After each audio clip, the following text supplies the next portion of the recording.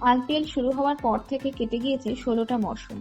এখনো পর্যন্ত ট্রফি জিততে পারেনি বেঙ্গালুরু। বিরাট কোহলির হাতে একবারও ট্রফি ওঠেনি।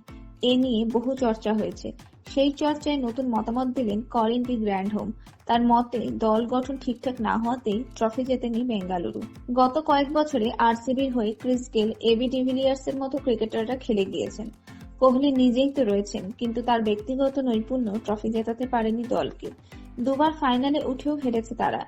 এবার নিলামে Alzarri Joseph, Josh Dayal, Tom current এবং লকি ফার্গুসনের মতন ক্রিকেটারদের নেওয়া হয়েছে। একটি সাক্ষাৎকারে গ্র্যান্ডহোম বলেছেন, মুম্বাই ইন্ডিয়ান্স যেরকম দল গড়ে তেমন দল কোনোদিনই গড়তে পারেনি আরসিবি। মুম্বাই দলে দারুণ ভারসাম্য রয়েছে, যে কারণে প্রতি বছরই ওরা ভালো খেলেছে। আরসিবির দলও খারাপ হয় না, কিন্তু প্রতিবারই ২-৩ জন ক্রিকেটারের উপর নির্ভর করে থাকে বলে ওরা জিততে পারে না। তাই জন্যই দলে ভারসাম্য বলে যা থাকা সেটা নেই ওদের। টি-টোয়েন্টি বিশ্বকাপে ভারত ট্রফি জেতার দাবি বলে মনে করেন নিউজিল্যান্ডের এই ক্রিকেটার।